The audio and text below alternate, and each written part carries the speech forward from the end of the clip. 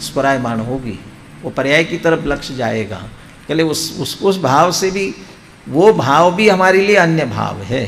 अरे निर्मल परिणाम की तरफ भी दृष्टि नहीं है, बस जो शुद्ध स्वभाव दृष्टि में आया है, बस स्वभाव ही स्फुरायमान रहे, बाकी किसी तरफ न शुभाशुभ भाव न पर्याय की तरफ दृष्टि जावे ही नहीं।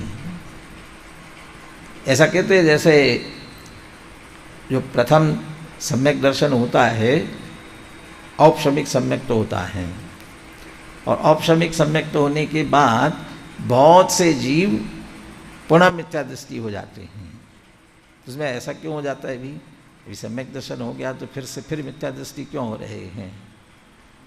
तो उसमें जैसे ही स्वरूप का लक्ष्य हुआ और एक समय के लिए सही जो अतीन्द्रिय आनंद आया, अपूर्व आनंद आया, ऐसा आनंद कभी आया ही नहीं था। वो निराकुल सुख प्रकट हुआ, और निराकुल सुख प्रकट होते ही अब वो एक क्षण के लिए सही वो स्वभाव का लक्ष्य छूटा, और आनंद की महिमा, क्या बढ़िया आनंद आया। वो उसका लक्ष्य हुआ, और उसका लक्ष्य हुआ तो स्वभाव का लक्ष्य छूटा, उसकी महिमा आई, स्वभाव की महिमा कम हुई, के लिए फिर मिथ्या दृष्टि हुई। पर्याय का लक्ष्य हुआ तो मिथ्या दृष्टि हो गए। ऐसा कोई जरूरी नहीं है, लेकिन उसकी महिमा आई तो उधर चले गए। किसकी महिमा रहनी चाहिए? कि जिसके लक्ष्य से ये प्रकट हो रहा है वह उसकी महिमा, कि नहीं, लेकिन ये देखना तो पड़ेगा ना, शुभाशुभ भावों का अभाव होता जाए और शुद्ध भाव की प्राप्ति होती जाए। तो हो रहा है कि नहीं हो रहा है, ये देखना पड़ेगा ना, कि बिना देखे काम चलेगा। अब वो देखने के लिए देखोगे तो स्वभाव का लक्ष्य छूटेगा, तो फिर स्वभाव का लक्ष्य किए रहेंगे तो ये सहज अपने आप होते जाने वाले हैं। इसलिए उन भावों से हमको कुछ लेना देना नहीं, जो होना है वो होवे। अच्छा, जो होना है वो होवे, क्या होगा? जो स्वभाव की महिमा करके स्वभाव का लक्ष्य करते जाएंगे, हमें उससे कुछ लेना देना नहीं, जो होना है वो होवे। क्या होगा? यदि वह स्वभाव का ही लक्ष्य किए रहेंगे तो शुभाशुभ भाव घटते जाएंगे, शुद्ध भाव बढ़ते जाएंगे। वो तो क्रम है। चौथे गुणस्थान तक घटता हुआ अशुभोपयोग है, सातवें गुणस्थान तक, सातवें गुणस्थान के वो जो सातिशय निरतिशय अप्रमत्त तक बढ़ता हुआ शुभोपयोग है, और उसके बाद निरतिशय सातिशय अप्रमत्त से आगे जाकर के बढ़ता हुआ शुद्धोपयोग है 12वें गुणस्थान तक। 13वें में शुद्धोपयोग का फल है। तो वो तो उस अनुसार क्रमशः होते ही जाना है, लेकिन ये प्रक्रिया उनके होगी जो शुद्ध स्वभाव का लक्ष्य किए रहेंगे। इसलिए अमृतचंद्र आचार्य तो कहते हैं इस स्याद्वाद की महिमा से शुद्ध स्वभाव हमें उपलब्ध। ये भी स्याद्वाद की महिमा है। अनेकांतात्मक वस्तु के स्वभाव में दृष्टि का विषयभूत, शुद्ध नय का विषयभूत शुद्ध आत्मा आश्रय करने योग्य है, लक्ष्य करने योग्य है। ये भी स्याद्वाद की महिमा है। अभी भी अनेकों जनों को ये शंका है, समझ लीजिए मत ही प्रचलित है, ऐसा भी कहो तो दिक्कत नहीं है। जो मात्र शुद्ध नय के आश्रय से सम्यक दर्शन मानते हैं वो एकांती हैं, अपूर्ण आत्मा है। पूर्ण आत्मा कहाँ है? शुद्ध नय के विषय के आश्रय से सम्यक दर्शन नहीं होता, प्रमाण के विषय के आश्रय से सम्यक तो होता है, शुद्ध नय का नहीं। अब क्यों? शुद्ध नय एक पक्ष है ना, शुद्ध नय तो एक पक्ष है, यहाँ तो पूरा चाहिए। पूर्ण परिपूर्ण आत्मा कहाँ रहा? वो शुद्ध नय ही परिपूर्ण है। वो अभेद अखंड तरीके से वो देखने का दृष्टिकोण है, उसमें पूर्णता है। तो बाकी का जो भेदात्मक अनंत गुण, भेद पर्याय गुण, ये सब कहाँ चले गए? वो अगले छंद में कहने वाले गए कहीं नहीं है, उसी में लक्ष्य छुड़ाया है सिर्फ। है वह परिपूर्ण ही, परंतु वो दृष्टिकोण में, भेदात्मक दृष्टिकोण में एकानेकात्मक दृष्टिकोण में, नित्यानित्यात्मक दृष्टिकोण में से नित्य अभेद अखंड एक पक्ष को लिया है शुद्ध नय से ही, तो उसमें निराकरण हुआ ही नहीं ना, निषेध हुआ नहीं है। तो ये भी स्याद्वाद कहता है, स्याद्वाद ही ये कहता है, जो 11वीं गाथा है वो स्याद्वाद की है। व्यवहारो अभूदत्तो भूदत्तो देसिदो शुद्धनो, तो शुद्ध नय भूतार्थ है, ये भी स्याद्वाद ही कह रहा है ना। तो उसी स्याद्वाद के आश्रय से हमने व्यवहार को, भेदों को, व्यवहार से जितना स्वरूप बता दिया है उस सब स्वरूप को समझ कर अभूतार्थ किया है, बिना समझे नहीं, समझ कर अभूतार्थ किया है। और हमें निर्विकल्प अनुभव की दृष्टि से शुद्ध नय के विषय को मुख्य किया है। तो मुख्य गौण का तो प्रकरण है ही ना, तो इसलिए बस हमें वो स्वभाव रहे, बाकी से हमें कोई लेना देना नहीं है। 12वीं गाथा, 12वीं गाथा में तो कहते हैं कि अभी तो वहाँ तक तो पहुँचे नहीं हो, बाकी सबको आप उड़ा दे रहे हो, हमें कोई लेना देना नहीं है, उड़ा रहे हो।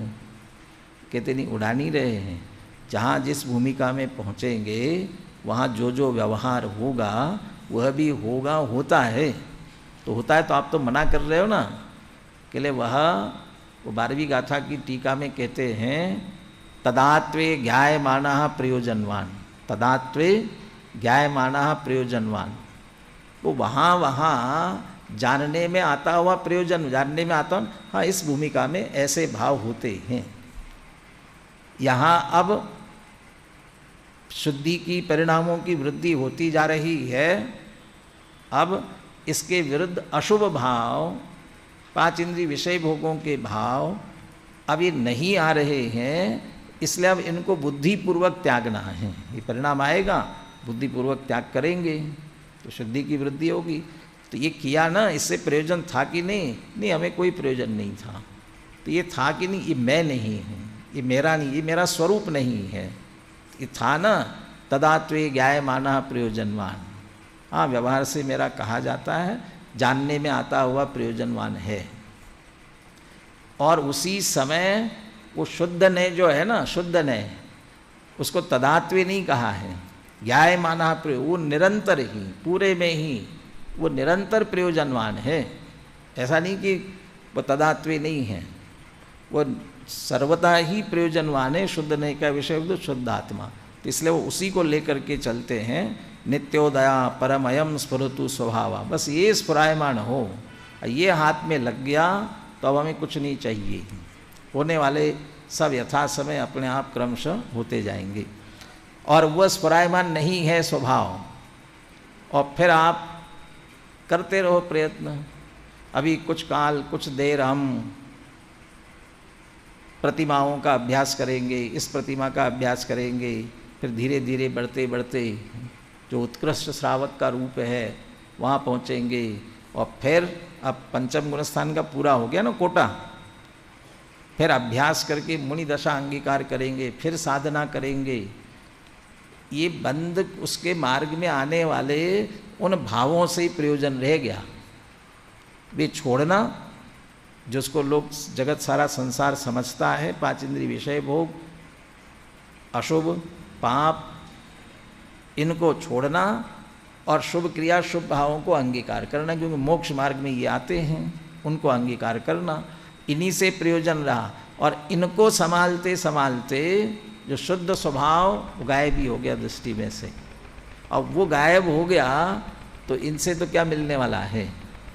वो तो वैसे ही हुआ जैसे कण छोड़िए विशुष्स तुंडिया, जो कण छोड़ करके अकेला ऊपर के छिलके छिलकों को इकट्ठा करता है, वो उसकी तरह है वो। क्योंकि बाहर ज्ञानियों की क्रिया दिखती है, वो शुद्ध स्वभाव का स्फुरायमान उनके अंदर जो चल रहा है वो हमको दिखता नहीं है। ये ज्ञानी ये क्रिया करते हुए दिखते हैं, तो क्रिया का आचरण मात्र जो करते हैं वो उनको फिर वो उपलब्धि नहीं होती। अमृतचंद्र आचार्य तो कह रहे हमें उनसे कुछ लेना देना नहीं है, हमारा स्वभाव ही निरंतर स्फुरायमान रहे। 269 नंबर के श्लोक का श्लोकार्थ अपन पढ़ते हैं, एक बार दोहराते हैं। स्याद्वाद द्वारा प्रदीप्त जगमगाते तेज वाले एवं शुद्ध स्वभाव की महिमा संपन्न प्रकाश जब मुझे उदय को प्राप्त होता है। अब यहाँ अभी अपन ने स्याद्वाद का प्रकाश और उसमें शुद्ध स्वभाव की महिमा ली, यहाँ दोनों को प्रकाश के रूप में लिया है। स्याद्वाद के प्रदीप्त जगमगाते वाला तेज वाला और शुद्ध स्वभाव की महिमा संपन्न ऐसा प्रकाश, और ये प्रकाश उदय को प्राप्त हुआ। दोनों बातें आई, स्याद्वाद की कुशलता और निश्चल संयम। तो स्याद्वाद और शुद्ध स्वभाव की महिमा बने वो संयम, ये दोनों जहाँ प्रकट हुए हैं, उदय को प्राप्त होता है। तो बंद मोक्ष के मार्ग में पड़ने वाले अन्य भावों से मुझे क्या लेना देना, मुझे तो नित्य उदित रहने वाला मेरा यह स्वभाव ही स्फुरायमान हो। तो एक तो शुद्ध स्वभाव की महिमा और दूसरा उसका आधार स्याद्वाद उसके पीछे है, इसलिए वो जाने वाला नहीं कहीं, वो बराबर स्थिर रहेगा, उससे मेरा मुक्ति मार्ग आगे बढ़ता हुआ जाएगा। तो बस वो स्वभाव स्फुरायमान रहे, बाकी किन्हीं भावों से मुझे कोई प्रयोजन नहीं है। बोले 269वां कलश पद्यानुवाद के साथ में। स्याद्वादीपितल सन्महसि प्रकाशे शुद्ध स्वभावमयि अन्युदिते मयीति किं बन्धमोक्षपथपातिभिरण्यभावै नित्योदया परमयं स्फुरतु स्वभाव महिमा उदित शुद्ध स्वभाव की नित स्याद्वादीपितल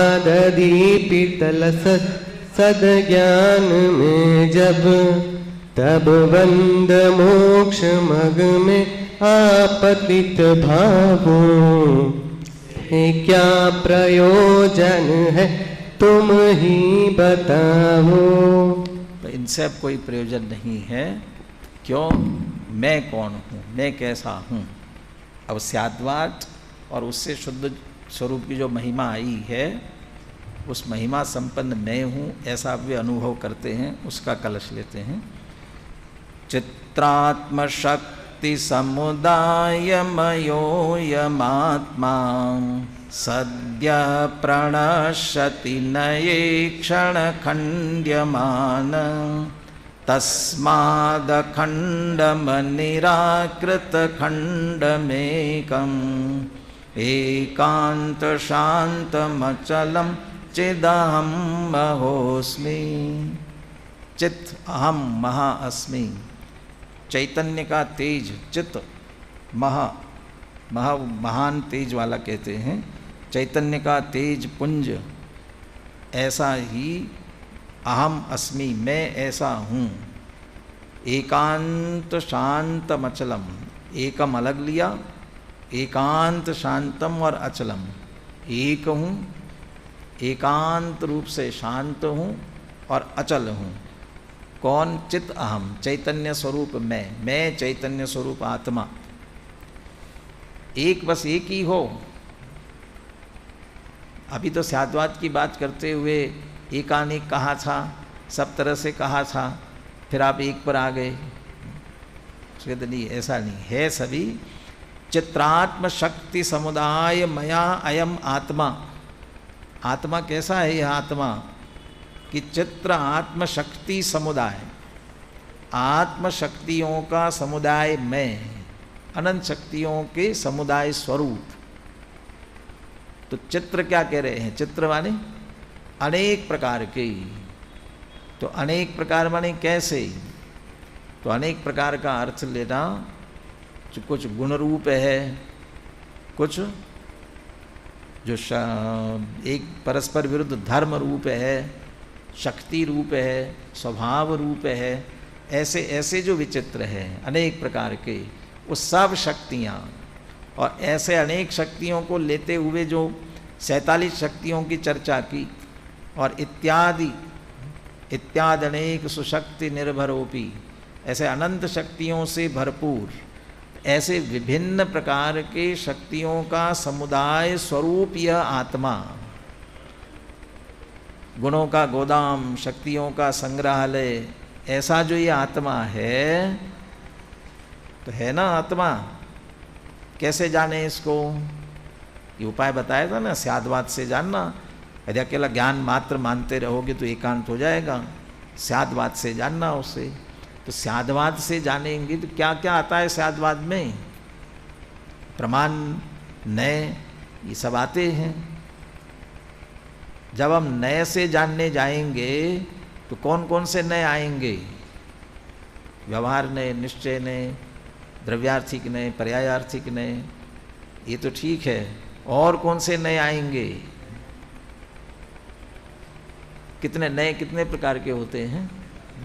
एक भी होते हैं, द्रव्य ने, ज्ञान, क्या भाव ने की अपेक्षा 2 भी होते हैं, अर्थ ने, ज्ञान ने और शब्द ने से 3 भी होते हैं, फिर निगम आदि 7 भी होते हैं, फिर प्रवचन सार के 47 भी होते हैं, फिर यावन वचन विकल्पा तावन नया, ये संख्यात भी होते हैं, विकल्प की दृष्टि से असंख्यात भी होते हैं, और अंत में जितने गुण, जितने धर्म, उतने नए, तो अनंत भी कहा।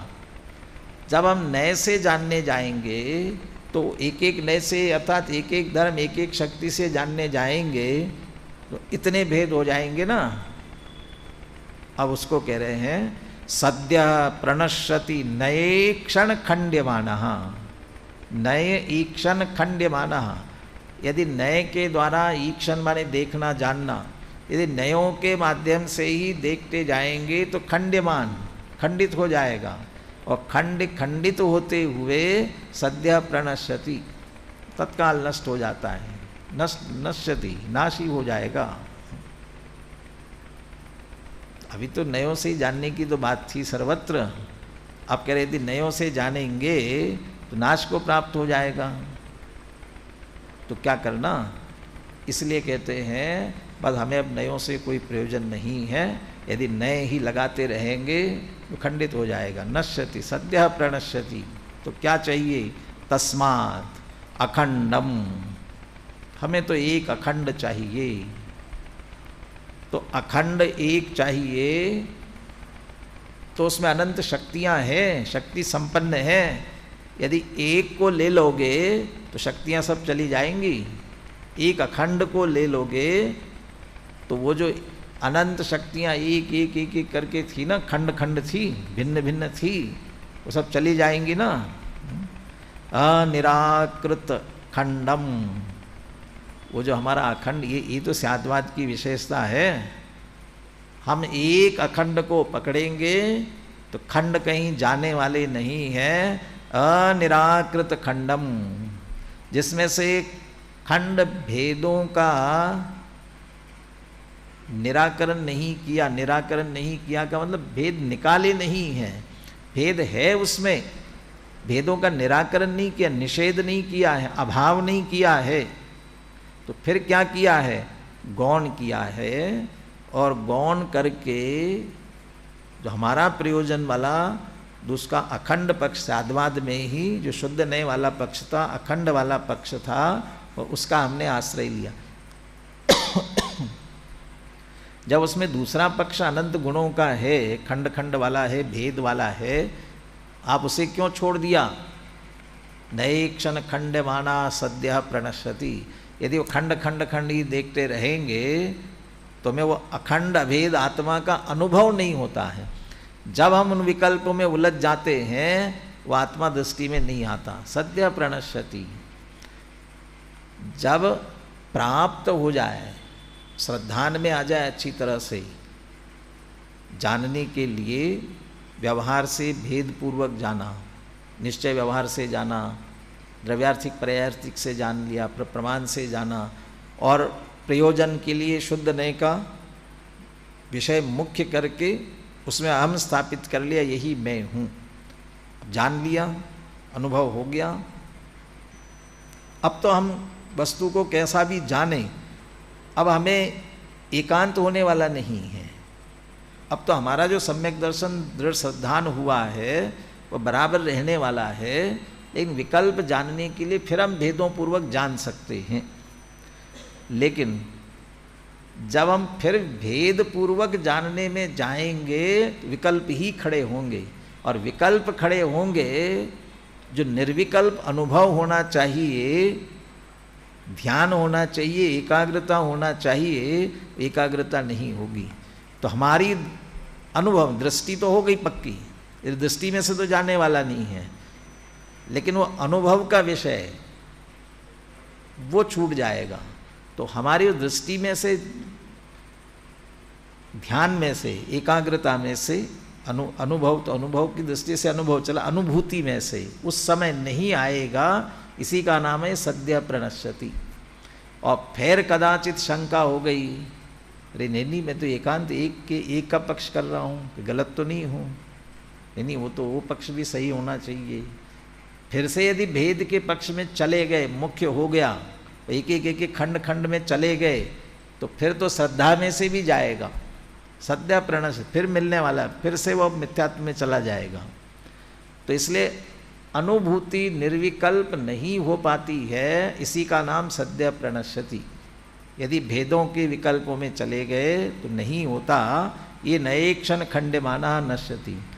और वैसे जो दार्शनिक दृष्टि से दर्शन वाले, जैसे बौद्ध दर्शन वाले क्षणिक एकांत, अनित्य पक्ष को एकांत रूप से मानते हैं, तो नश्यति, वस्तु वैसी है नहीं तो उनको उपलब्ध नहीं होती। वस्तु का नाश तो कभी होता नहीं है, प्राप्त नहीं होना ही नाश है, उन्हें उपलब्ध नहीं हो सकता है। और जो सांख्य न्यायिक आदि जो मात्र नित्य पक्ष को लेने वाले हैं, वैसा भी वस्तु स्वरूप नहीं है, तो खंडमान। तो एक एक नए से, एक एक दृष्टिकोण से उन्होंने वस्तु एक एक रूप मानी, वस्तु वैसी नहीं, खंडित हो गई, वैसी है ही नहीं। एक पक्ष मिला जो अनेकांत के लिए प्रसिद्ध उदाहरण दिया गया है, कौन सा? अंधे हाथियों का, ये अंधे व्यक्तियों के हाथी का देखना। कितने अंधे व्यक्ति?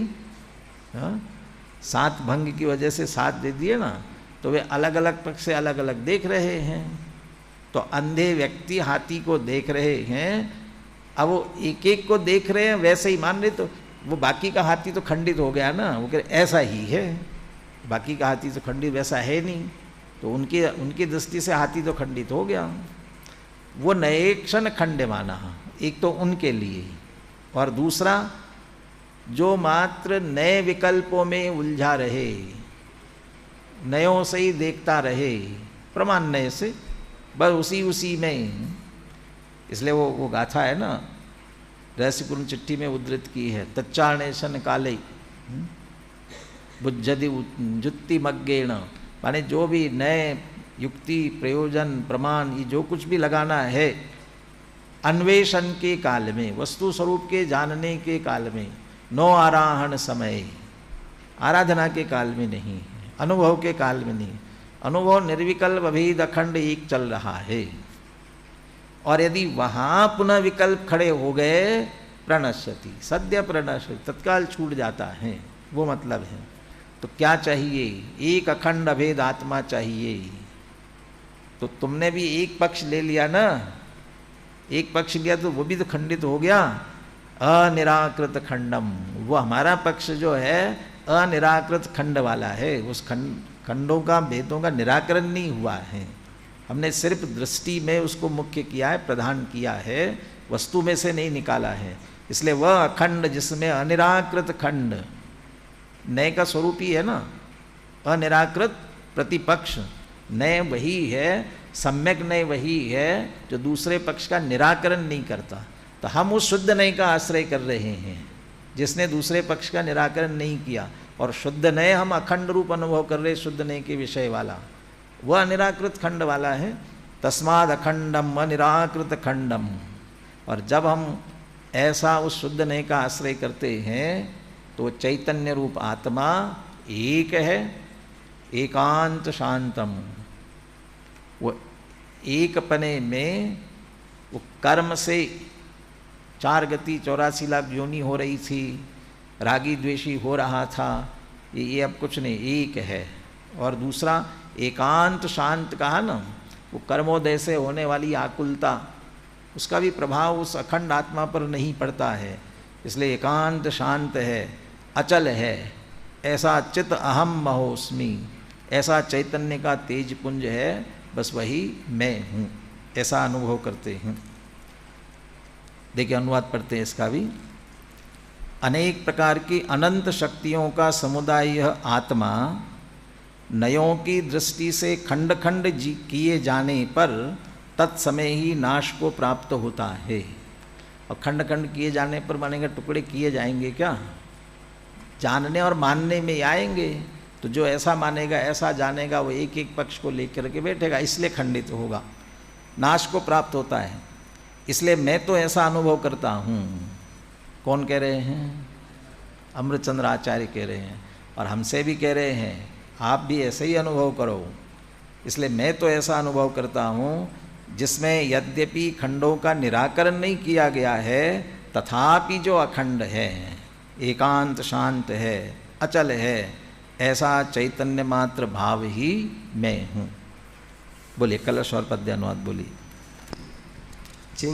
चिन्मात्मशक्ति समुदायमयो ममात्मा सद्य प्रणश्यति नये क्षण खण्ड्यमान तस्मात् खण्डमनिराकृत खण्डमेक मेकान्त शान्तमचलं चिदहं महोऽस्मि निज शक्तियों का समुदाय आत्म नष्ट होकर नय दृष्टियों से खंड खंड होकर खंडित नहीं मैं एकांत शांत चिन्ह मात्र अखंड हूँ मैं।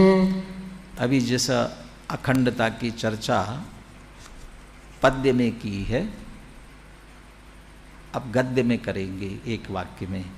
और उसे दादा ने लिखा है नित्य जपने योग्य मंत्र। नित्य जपने योग्य एक महामंत्र दिया है, जिसके भाव को आत्मसात कर उस भाव में ही समा जाना चाहिए। ऐसा एक महामंत्र जपने योग्य वो गद्य के रूप में है। उसकी चर्चा और इन कलशों का भावार्थ जो जयचंद जी छाबड़ा ने लिखा है, उसकी चर्चा अपन आगे कल करेंगे।